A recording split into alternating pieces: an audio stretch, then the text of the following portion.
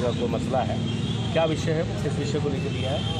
ये महाराष्ट्र के मतलब कोल्हापुर के अंदर जो विशालगढ़ है, वहाँ पे रज़ा जामा मस्जिद थी, उसके अंदर मतलब कुछ नफरती चिंटों ने अंदर घुसकर उसको तोड़ा गया, मीनारे तोड़े गए, उसके अंदर कुरान शरीफ जो पवित्र कुरान होता है उसकी प्रतियों को फाड़ी गई, जलाई गई, और वहाँ जो आसपास जो मुस्लिम समाज के लोग रह रहे थे उनके मकान को तोड़ा गया है।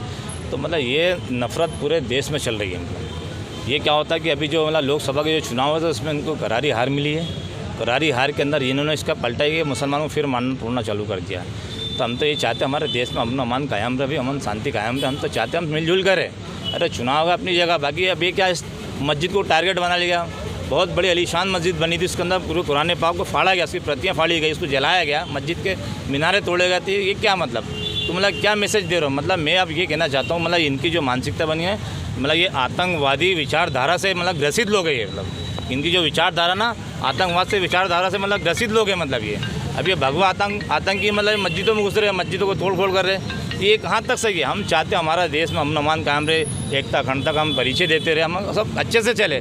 लेकिन वही आदेश पे आदेश निकाले जा रहे हैं, मुसलमानों को मतलब कहीं ना कहीं टारगेट बनाया जा रहा है। ये अच्छी बात नहीं। हम तो हमारी बात आगे तक हम पहुँचाने के महामहिम के नाम से हमने ज्ञापन भी दिया है, ताकि वहाँ तक बात पहुँचे और अपने देश में अमन अमान कायम रहे। हम नहीं चाहते मतलब शहर में अपने कोई माहौल ख़राब हो।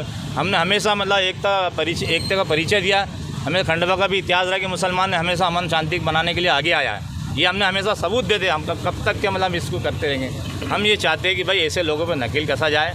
और साथ ही में खंडवा शहर के अंदर भी अभी जो झंडे वाला, जैसे अशफाक भाई ने बताया कि इजराइल की इसका झंडा वगैरह, हम झंडे की राजनीति में रहते हैं, तो क्लियर बोल रहा हूँ मैं, ना झंडे ना डंडे की हम राजनीति। हमारा जो मसला जो फ़िलिस्तीन का जो मसला है था, वहाँ पे हमारा किबला अव्वल है। ये कुरान से साबित है। मतलब कुरान पाक के अंदर इसका जिक्र आया था। हमारा जो रिश्ता वहाँ से बैतुल मुक़द्दस से जो रिश्ता हमारा कुरान के हवाले से हमारा रिश्ता बना हुआ, जहाँ पे हमारा नबी करीम सल्लल्लाहु अलैहि वसल्लम ने वहाँ पे मतलब नमाज पढ़ी। वहाँ से मतलब हम सभी मिराज के लिए वहाँ से निकले, तो वहाँ पे मतलब तमाम मतलब अंबिया कराम की वहाँ मज़ारात है। मतलब तो उससे हमारा रिश्ता बहुत मजबूत है। लेकिन वहाँ पे जो आज बताया जा रहा है, जो इजराइल का जो कब्जा बताया था, तो इसका इतिहास ये लोग समझ नहीं पा रहे थे। सबसे पहली बात तो जो फ़िलिस्तीन जो बताया जा रहा है, इसको मतलब ये यरूशलेम है, ये मतलब पूरा मुसलमानी कंट्री थी।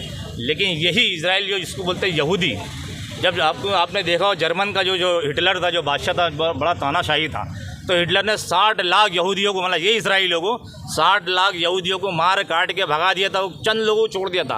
वो ये बताया, ये लिखा था उसने अपनी किताब के अंदर कि मैं 60 लाख यहूदियों को मैंने जान से कत्लेआम मचा दिया हूँ, कुछ लोगों को छोड़ रहा हूँ, इसलिए कि आने वाले समय में लोग ये सोचे कि यार हिटलर ने इन लोगों को क्यों छोड़ा, मतलब इतने कमबख्त लोग हैं इसलिए इनको छोड़ दिया हमने। यही भीख मंगे, मतलब ये यहूदी लोग अपने हाथ में कटोरा लेके जहाज के जरिए मतलब फ़िलिस्तीन की सरजमी पे घुसे और मुसलमानों से उन्होंने पनाह मांगी। मुसलमानों ने उनको जगह दी, खाना दिया, पानी दिया, सब कुछ दिया।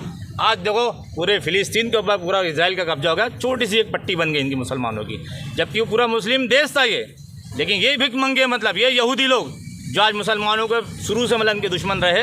यहूदी नसाराओं से हमारे हमेशा मुसलमानों की जंग होती रही है। ये शुरू से इस्लाम के दुश्मन रहे थे। तो ये इजराइल जो है यहूदी है, और यही इसी ने मतलब यहाँ पे कब्जा कर लिया। हम तो हमारे देश के प्रधानमंत्री से ही बात करेंगे, भाई आपकी जो भी विदेश नीति रही हो, लेकिन मुसलमानों की मतलब इनकी दिलों को समझे आप, इनकी धार्मिक भावनाओं को भी समझे, उसको देखते अपने शहर में देश में अमन अमान बताए। और जो भी अपने जो राजनीति करते हैं उन लोग को भी हिदायत दी, कम से कम भाई इतनी नफरत ना फैलाए। कम से कम जो नफरत के बाज़ार के अंदर जो प्यार की दुकानें, जो मोहब्बत की दुकानें खुल गई है, तो दुकानों से भी सौदा करें। अब देखो अभी हाल ही के अंदर यूपी के अंदर नेम प्लेट का मसला चल गया है। बेफल वाला अपनी दुकान पे ठेले पर लिखेगा अब्दुल के आम बिक रहे हैं, फलाने के आम बिक। अरे यही अब्दुल है जो पंचर बनाने से लेकर मिसाइल मैन तक के बन चुका है। हमारा देश के प्रधानमंत्री, हमारा देश के राष्ट्रपति APJ अब्दुल कलाम जो कि मिसाइल मैन थे, वो भी एक मुसलमान थे। तो आप अब्दुल को ऐसा कमज़ोर ना समझे। अब्दुल हर चीज़ सक्षम है।